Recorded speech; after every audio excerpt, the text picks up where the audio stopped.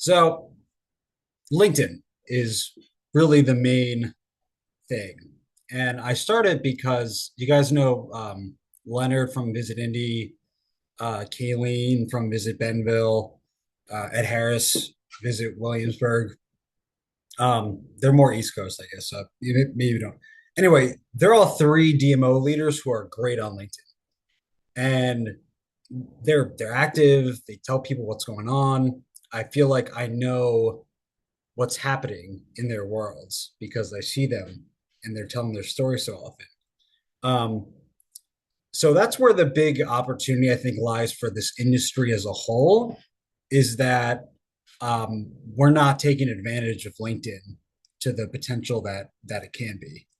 Um, so here's a couple stats that I think are very important. First is less than 10% of DMO professionals actively create on LinkedIn.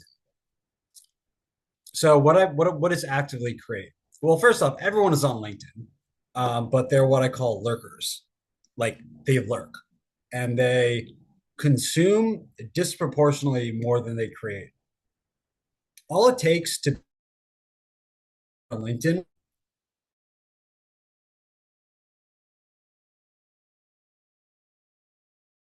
on LinkedIn. So that's all it takes. But less than 10% of DMO professionals are actively doing it. So there's a big gap there. I think the other thing that's important is that you get 8 times more engagement from a personal post than from a company post on LinkedIn. So think about that for a second. All the destinations are figuring out, okay, I know we have to get our LinkedIn page up and running, but it takes effort, it takes time. Well, the LinkedIn page really doesn't matter that much, right? What really moves the needle are the people behind the DMO. And if you can get them posting more, then you're going to have much more tangible results. So that's the biggest shift is like there's money and energy being spent on the wrong things. It should be spent instead of the company page on the personal pages of the people who work there. So those are the two things that I saw in the industry. The other aspect of this is something called social selling, where I've been in sales, all my career. Um, Social selling is very common in other industries, but again, in this industry, tourism sales teams are overwhelmingly not on LinkedIn, right? Um, they go to conferences, they answer RFPs, but there's not a proactive social selling aspect to most sales leaders. Um, Now, when they do, I mean, here's all these stats, that show that you're overwhelmingly much more likely to succeed and get more business if your salespeople are on LinkedIn and they're connecting and they're engaging and they're talking about why their destination is great for meetings and conventions. I mean, there's so much you can do there. Um, but like I said, it's just not happening. So there's all these stats that show that tourism sales teams are important.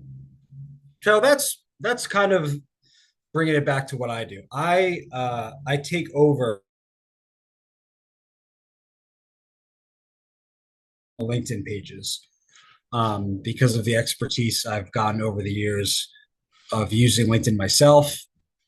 Like I said, I started the company Carvertise, and a big part of that was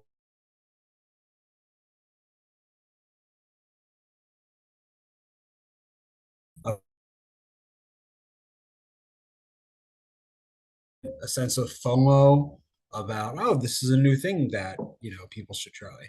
Um, so I spent the last like 9 years on LinkedIn figuring out what works, what doesn't work, and so that's what I do. I take over people's LinkedIn pages. And the reason I do it is because most people, A, they don't have the time to do LinkedIn. How many people think, oh, I should do more on LinkedIn? I don't have the time. Two, they don't really know what to say on LinkedIn. And that's part of what this presentation is going to be is kind of teaching you guys on some hooks and some prompts. Um, and then three, I don't think people realize what a gold mine. Once you actually have a good personal LinkedIn page that is like an engine, you start to. It's like pushing a boulder up a hill. Eventually, it gets flat, and then it goes downhill. Then you see all these benefits that comes from it. So yeah, that's what I do. This is a little case study. As you can see, the post will analyze it a little bit more, but it's not a salesy post. It's a informative story that gets people interested. Um, this is another post that we'll dive more into. It went viral 6 months ago. If someone said I would never go to Arkansas, I would have said, okay, that's fine, right? Strong hook, contrast, tension, misconceptions. Um, yeah, this post went viral. She got 75 new connection requests from meeting planners after this. And, the team at Visit Bentonville as a whole has seen an increase in RFPs that have gone out to their entire sales team since we started with them. So it's going pretty well. Um, a big part of using LinkedIn is also um, like adding connections and messaging people, which is something we also do for them. So, this is Wesley, for example. He's the director of sales. He gave us a list of people he went to a conference, a trade show. They gave him a list. He also identified Helms Briscoe, right? He said, "Hey, can you connect me with everyone at Helms Briscoe and send them messages?" And so that's a part of it. It's like content, then it's connection, and then it's messaging. And you're seeing actual sales opportunities being generated from reaching out to these people on LinkedIn that wouldn't have been generated before. So that's a little bit about me. There's another element too of the industry as a whole. I think we all agree needs to advocate for itself better. Um, and so much of the advocacy training is offline advocacy training. Like, how do you develop relationships with legislators? How do you present to them? Um, but advocacy is not just like asking for money when you need it. It's building relationships year round. It's telling people year round about the great work your offices are doing to local stakeholders.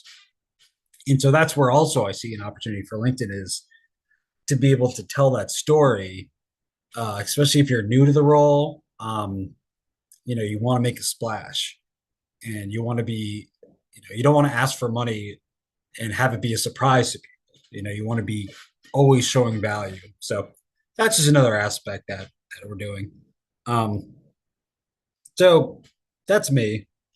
What I'd like to do now is kind of work with you and maybe come up with some posts together, if that's okay.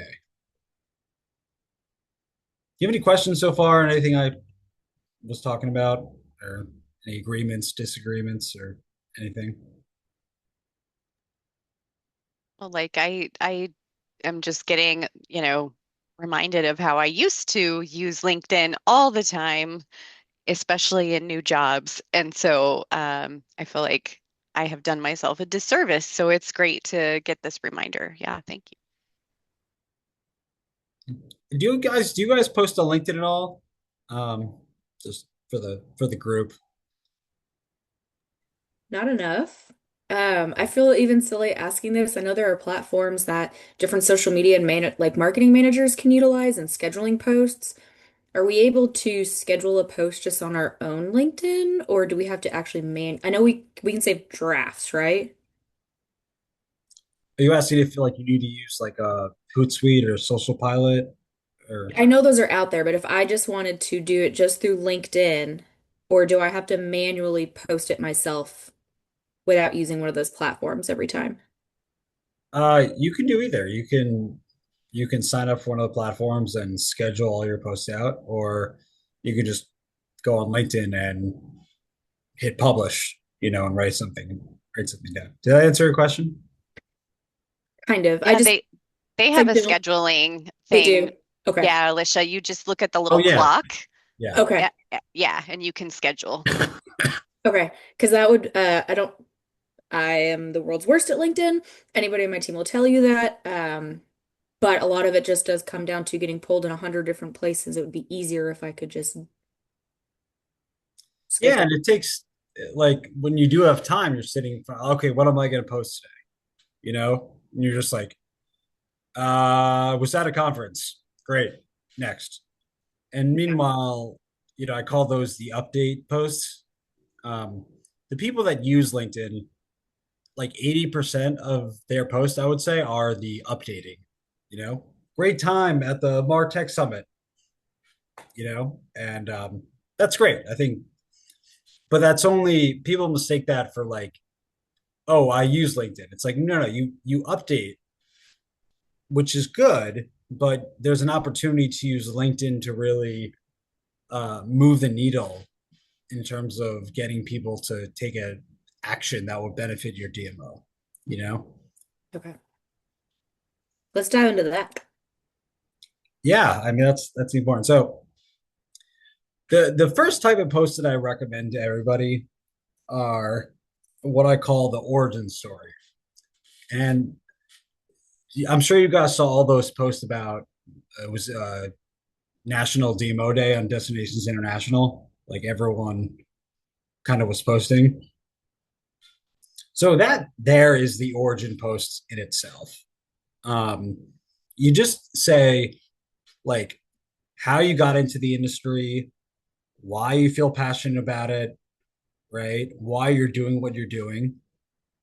Um, and you're just writing as if you're talking to one person, at a bar or over a cup of coffee. And they're asking you, like, so why did you get into tourism? And those type of posts crush it. Like, you're introducing yourself to the community, they rally around your mission, and then they start to follow along. So for all my clients, I always say, like, you start with an origin story. And you could even say, I've been quiet on LinkedIn. I'd like to speak up more, you know? The big thing about LinkedIn that is important is there's three pillars, I say. Um, it's a professional diary, not a personal diary. So the way you write, you want to write it like I'm writing my work diary about what's happening in the world and what I'm noticing, what I'm seeing. The second thing is, any story that you find yourself telling someone in person, that'll be really good for LinkedIn. Like, um, and then the other thing is, you want to keep it conversational. You want to you want to include your point of view on what's happening. Like this kind of corporate speak doesn't appeal anymore. Um, so anyway, um, this is the origin story. Um, does anyone want to take 2 minutes to take a crack at, thinking about what they might post about their origin story?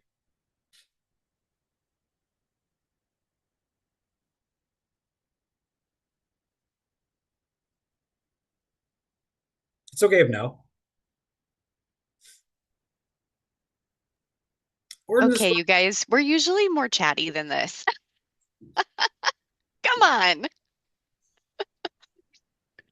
I think perhaps maybe Greg, like a work anniversary would be a good one to land into. I do think there was great opportunity with the DMO, the Destination Professional Day, Yeah. and I was thinking about doing it, and I saw everyone else do it, and we were actually just celebrating another award, so I kind of leapfrogged on that as part of my post, basically. Um, but I think it is good that I'm already learning some stuff. I'm taking notes, but I would say anniversaries, if there's a promotion, could possibly weave into an origin story, and then Definitely. any of our industry days. So let me ask you, what's your position at Lake Tahoe? Senior Director of Marketing Business Development. Okay. So what were you before then? Did you leave the organization or were you promoted internally? No, I was marketing manager and just been crawling my way up. Okay, so you were market manager, And do you remember when you got promoted? It's been in a few different waves, about four, basically, every probably 2 or 3 years, maybe hopefully again coming up here on my 10 year in September. So I'll hold off for that post, but I wasn't too active in LinkedIn, I have to say. It's still not fully active, but I probably missed those opportunities. No, no. So I'm going to try to get a post out of you. So take me back to the room when you got promoted to senior director of marketing. Can you describe what happened? It was actually my CMO left, so I kind of just filled the gap in per se in there.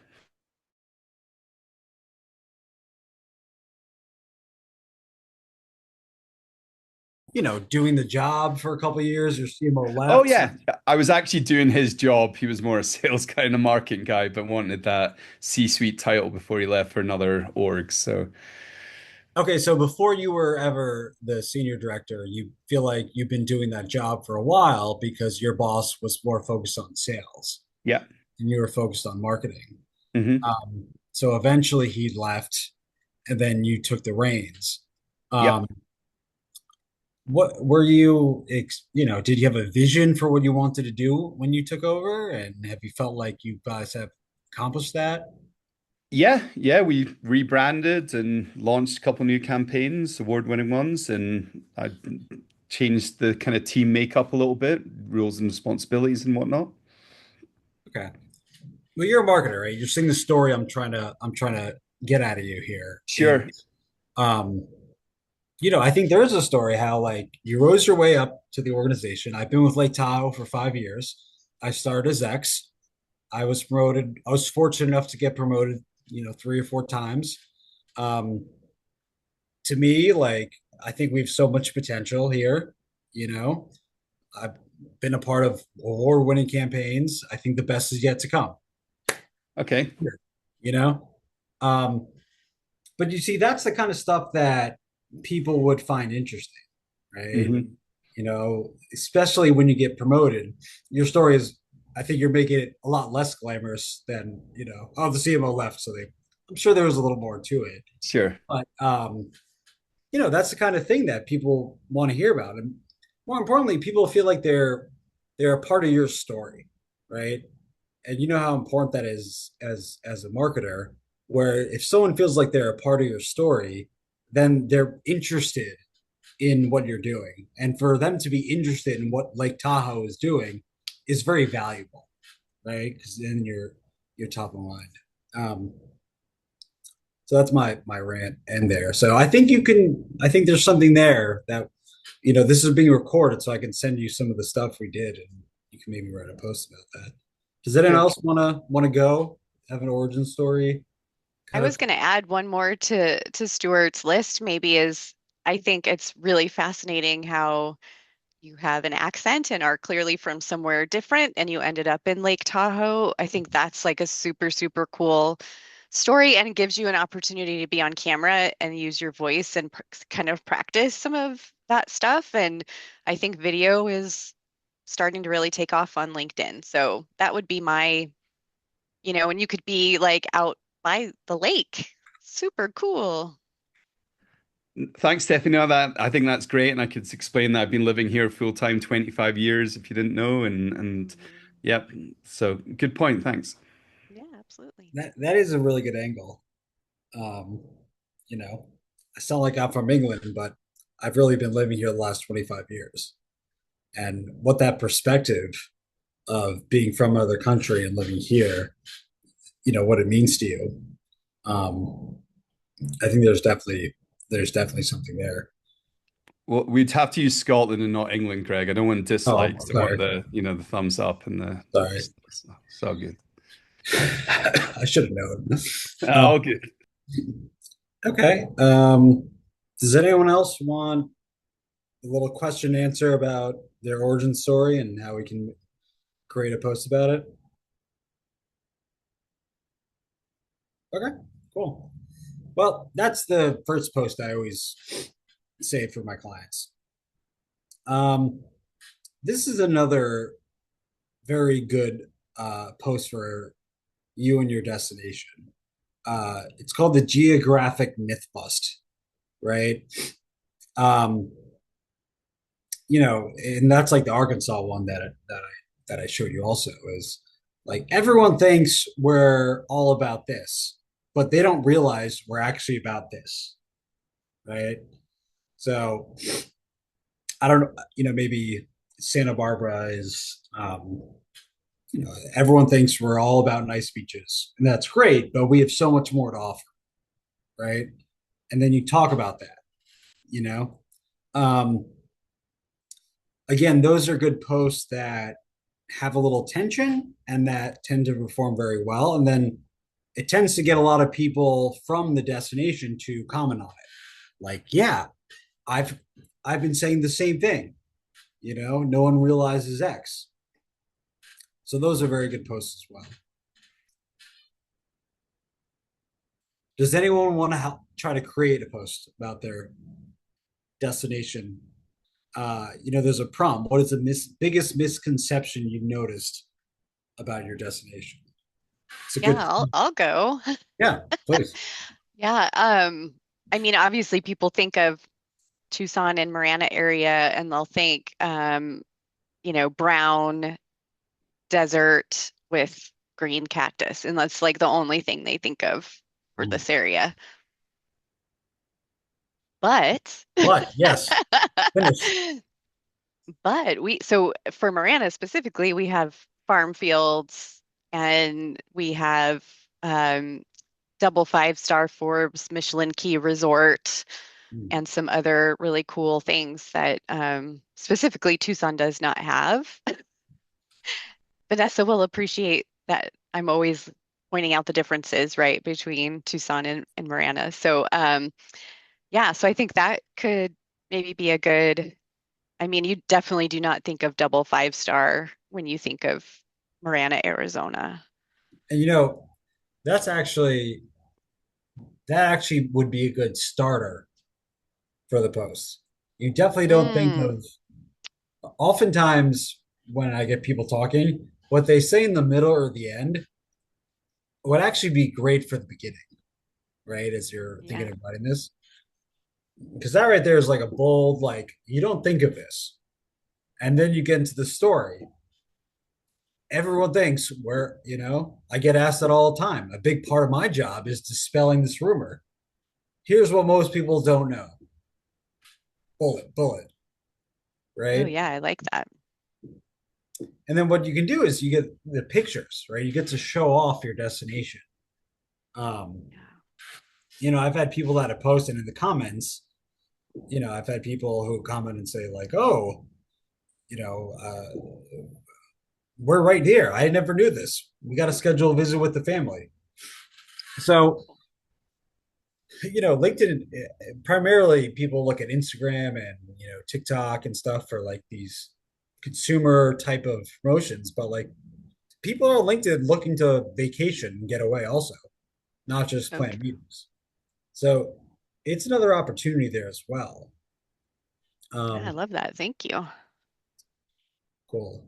Anything from, sorry, they were so small. Vanessa or Scott, you guys want to take a crack or talk through it or anything? I'm only 3 months in here at Santa Barbara, but I think a misconception is that it is maybe limited or exclusively luxury high-end experience. And it's everything from, well, the most expensive Motel 6 in the country because it's the first Motel 6 in the country and it's right on the beach, but everything from a traditional Motel 6, economy hotel to very high-end luxury experiences and celebrity sightings. And so it's really about letting people know that it's not only for the wealthy. I think it's great. I think the fact that you're only 3 months in has the makings of a very good LinkedIn post, right? I'm new here. I'm only 3 months in. I can already tell you though that there's a huge misconception on what people think we do right? People think we're just a luxury destination. It's so much more than that, right? That's how, if I were you, I would phrase it. And I think that the fact that you're new gives you this sense of exploration. Like, and I think that frankly that also gives you an advantage. Um, I'm learning about the city, and here's what I'm learning, right? And then that gets people to chime in who have been there already, and raising support. So I think that's great. Um, all right, another good post: insider secrets. Um, it's really about why the destination is personal to you. This person, her sister got married here at Crystal Bridges. Um, so it could be a marriage, it could be just something, a fun day with your family, a biking trail you took, a hike you did, just like what's a personal memory of the destination that makes you smile. And this stuff is so natural for you, right? But it's not natural for the audience on LinkedIn. So telling them is actually very helpful.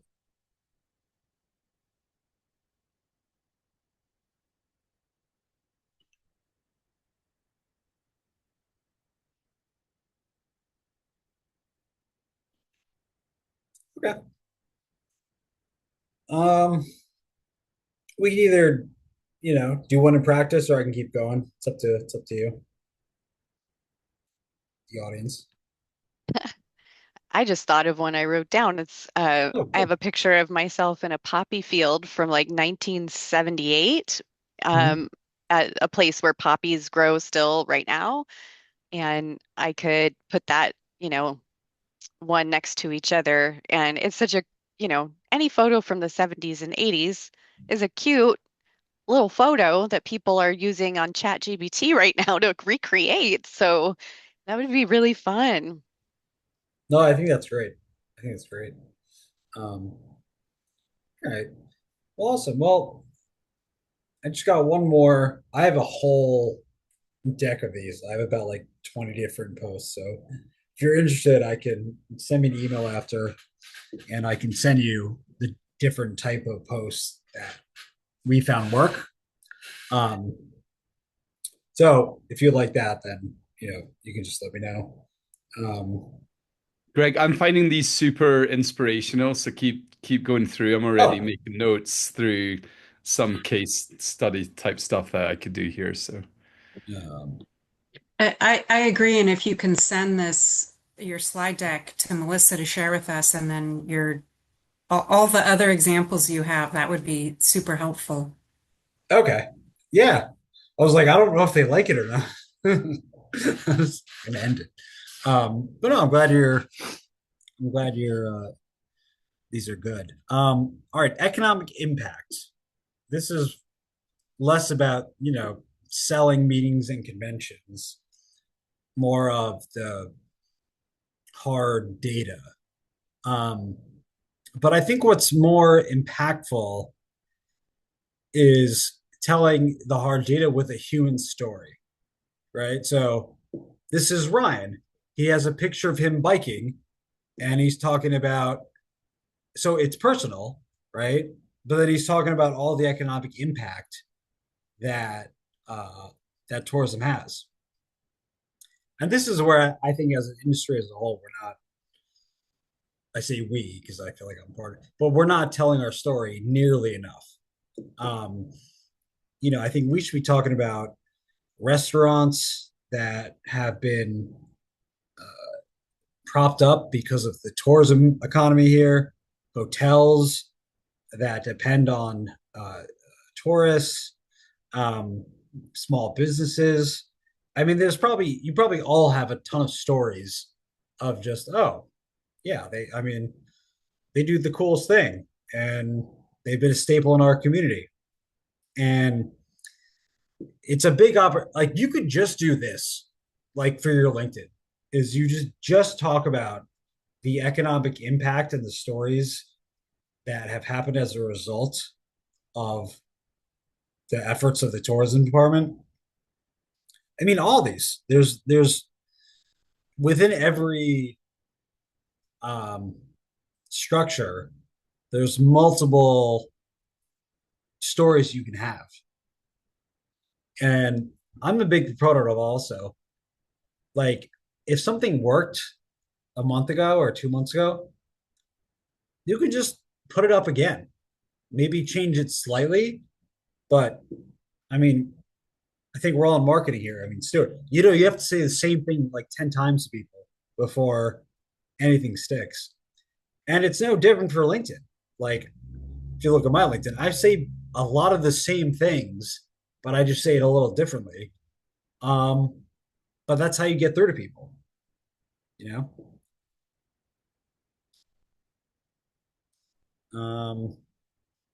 All right. So the last prompt I have for this presentation is, oh, here we go. Hold on 1 second. That's missing. I wasn't supposed to share that. I have one more. Hold on a second. Um, stories.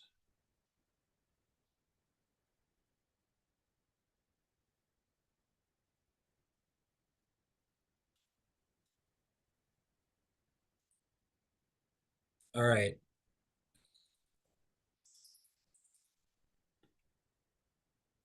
Screen.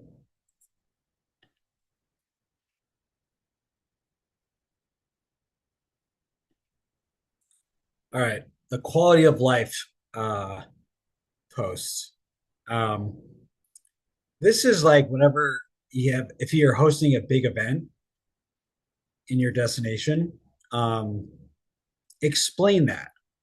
Right. This is a good post. Like John is explaining very simply stuff that again is second nature. Um, but that has an effect. And then his other posts were used an example of an Ironman competition, to show, hey, we performed this for the community. We performed Ironman. We got a lot of compliments. This, led to new business for all of our hoteliers and stuff like that. It mattered, right? So stuff like that. And oh, okay. This one gets it always does well is talking about your favorite food spot in your destination. Easy. Now, what eventually happens is everyone else who goes to those restaurants are like, yes, this is great. And then the restaurants, a big part of this too is like you guys all have stakeholders, internal stakeholders, and when you showcase them on LinkedIn, they really appreciate it. Um, it's just like writing a review, on Yelp. But when you talk about, a commissioner or a restaurant or a hotel that you like that offers something different, great content, and then it builds a relationship with that stakeholder because they see that you're promoting it, you know?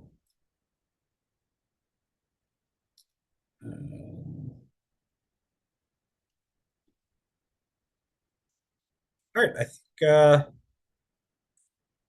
that's about it. Um, oh, I like this one. The reluctant ambassador. I don't know if this can really apply as much, but um,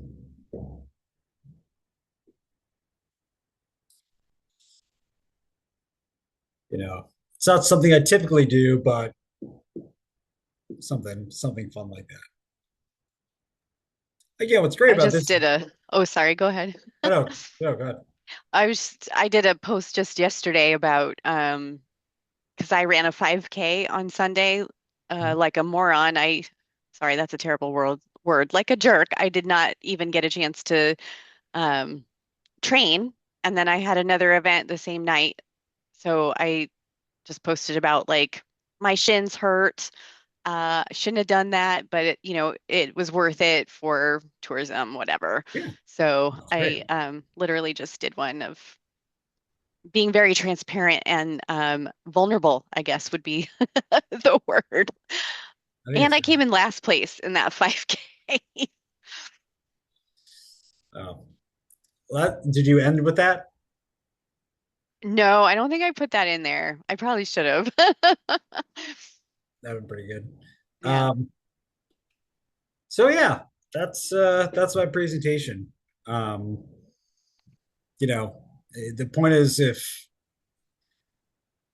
LinkedIn, it's actually pretty important on a number of levels, and um, I'm here to just raise awareness that it needs greater emphasis, and it's worth spending your time, energy into because it really does pay dividends in the form of whether it's meeting planners who are scheduling more meetings in your destination, or even just internal stakeholders. It's very important. So Greg, I have a question as it relates. Sorry, Stuart.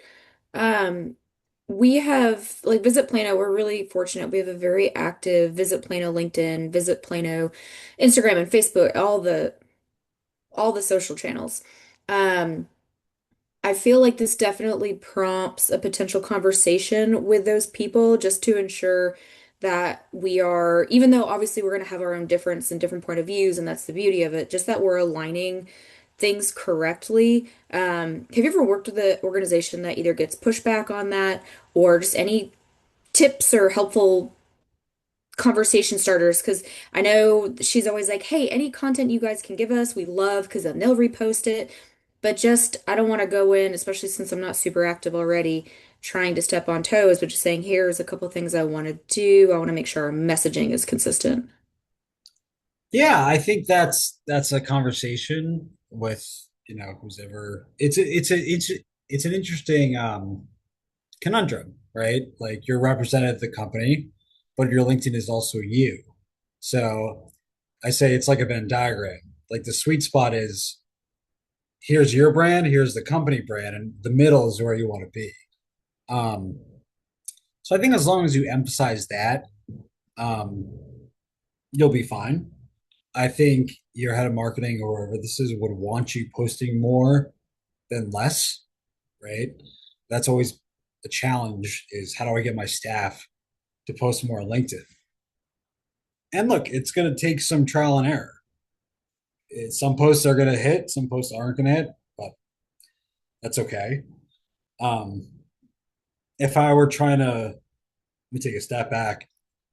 If I were trying to run a DMO's LinkedIn strategy for bare bones, I would just get a workshop for everyone and then form it from there, right? It's important to get everyone on the same page of like, this is what we want to do, this is why I can benefit, this is how you get started. Um, and once you get everyone on the same page like that, and there's a real committed intention, it becomes a lot easier to implement across the board.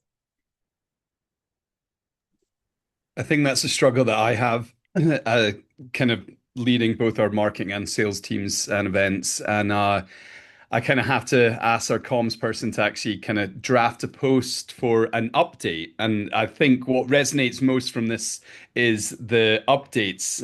Definitely all I do in LinkedIn is updates, and I'm going to change that now that I've got a better framework. But it's really not adopted from the top down in our organization. Unfortunately, I think we'll need to change that culture a little bit because I feel like I'm really the only one actively posting on LinkedIn and almost claiming some of those victories, and I don't feel it's fair. So the channel I've been doing is making the company post, even though I'm probably writing it or something, and then Yeah. I'll share my thoughts as my personal repost. But I think we should probably kind of change that strategy up a little bit. Yeah, yeah. The challenge is a lot of people are like, all right, everyone just reshare the company post. And actually, the algorithm penalizes reshares. Hmm. So one thing that I would tell your team is like just either comment on the LinkedIn page post or create your own post from the like just copy and paste it and make it your own with your own thoughts instead of just resharing it because the reach expands farther that way. But it's really hard. This is why like typical social media um, it doesn't fit to LinkedIn because LinkedIn you need your own individual voice. So it's one thing for just like, hey, let's get four people to say this. It's like, well, one person would view it this way, one person would view it this way. They would never say that. And they would say it like this. And that authenticity is what really carries weight on LinkedIn. And that's a challenge. Do you have any pointers or tips on like dates or days of the week or times of the day to post? Yeah, our data indicates Tuesday morning, Thursday morning, and Sunday performance the best. Yeah. I'm still due Melissa Martech I'm going post, which I'm about to draft here, but maybe I'll wait till tomorrow. Or no, Tuesday morning. We're still in Pacific time. Okay. Well, Um, here's what, Stuart, let me challenge you. Talk about what Martech as a whole has done for your career and why you've decided to be a part of the organization. So you're excited for the summit, but talk a little, and then, Melissa, that'll help promote Martech. yeah, Yeah, I actually have a do great that, Stuart. story. Do that. Because 9 years ago, when I'd first started in the position, I was actually asked to present, and I was extremely nervous because it was the first time I ever presented at an industry event. So I'll weave that into the story. Another thing that I've seen that seems to be very successful, and I've been struggling with is a lot of the CEOs of our agencies really write some very thoughtful and inspirational content about trends. Specifically, Dan Janes that we work with Madden, Jared Lopicchio with Noble. I've even seen Jim Walters with Visit Cheyenne that was in our group and now CEO starting to kind of take that approach. And I've really struggled to past that boundary. I feel like I'm not going to have anything new to say. I don't know if there's any inspiration or anything you can give us. I would love to have some sort of kind of thought substack or something about industry trends, whether it's kind of in destination or not. But I feel like I'm always a little bit behind the curveball there. Yeah, I mean, if I sat you down and maybe you're on a panel and someone's asking about what you're seeing in tourism, I mean, you are the industry like to find out you're in the forefront. So, there's research out there, but also what you're seeing carries a lot of weight because you're actively doing this every day. Um, so I would just make a post that's like, here are my thoughts on the industry so far in 2026. Like consumer demand, is it still strong? Are you seeing less meetings? Why is that? What are you hearing? Right, with your ear to the ground from people who come here. I mean, that's really the basis of it. And look, I mean, I'm sure there are things you read about, maybe Longwood's data, like talk about that, you know? Um, so I just did a post about times of the week to post. How many times a week should you post? Yeah, it's a newsletter I follow, and now I'm seen as like an authority on when to post. It's like, well, I copied it. I said I copied it. Like, but that's how you become a thought leader expert, you know? And with anything, it's just forcing yourself to do it. There's no, I remember someone said, like, how do I have so many less meetings? Does anyone have any tips? And I was like, just stop going to so many meetings. It's a very easy and difficult thing to do. But it's the same thing with like, you just got to make time for it.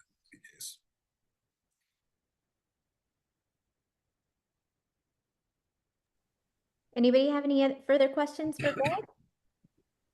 I have one that's hopefully a quick question. Other than, elevating the brand or the destination, and you shared some examples of kind of direct meeting connections from a PR and earned media perspective. If I wanted to get that department to be a little more engaged in LinkedIn, or do you see that there's value in that they would actually see an ROI there, or is it more just elevating awareness of the destination? No, total ROI. There's so I'll speak on a few things. One, you can put out a press release and maybe you'll have 50,000 people view it. If you have a good post, you can get that by yourself, right?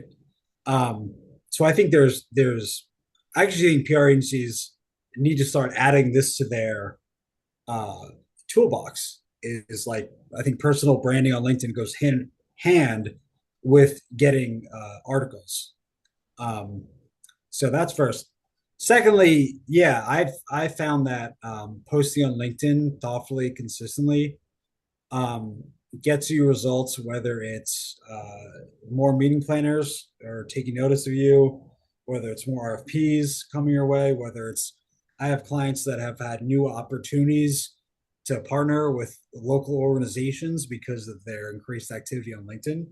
So I think I don't know if I answered your question, but totally. Like your Yeah, PRA. I'm thinking more how it can be used to build relationships with journalists, and so Oh, not posting a press release, but how it can help a PR team create more relationships that are going to result in more earned media. yeah. So what I would do is I would add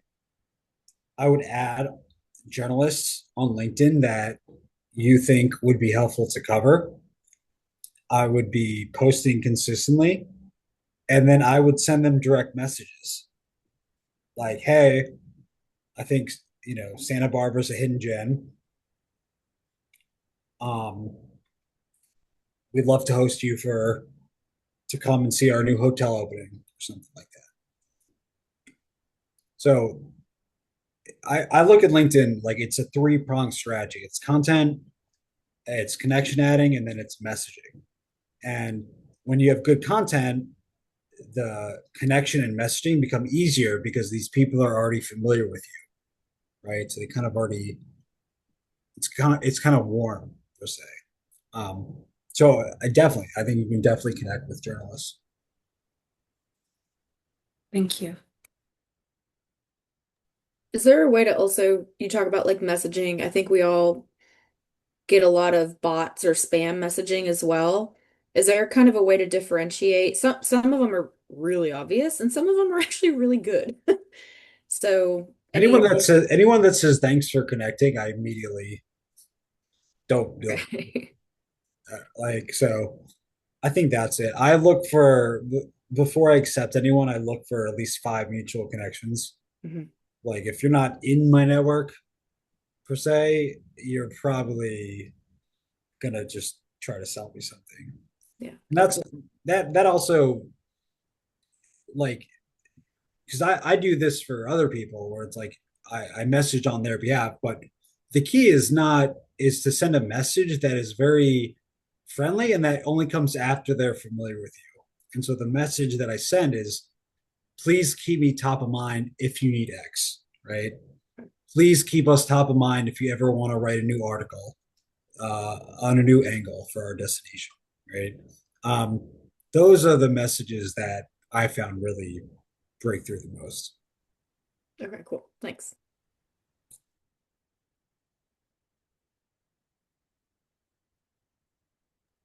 Greg, thank you so much. I appreciate you doing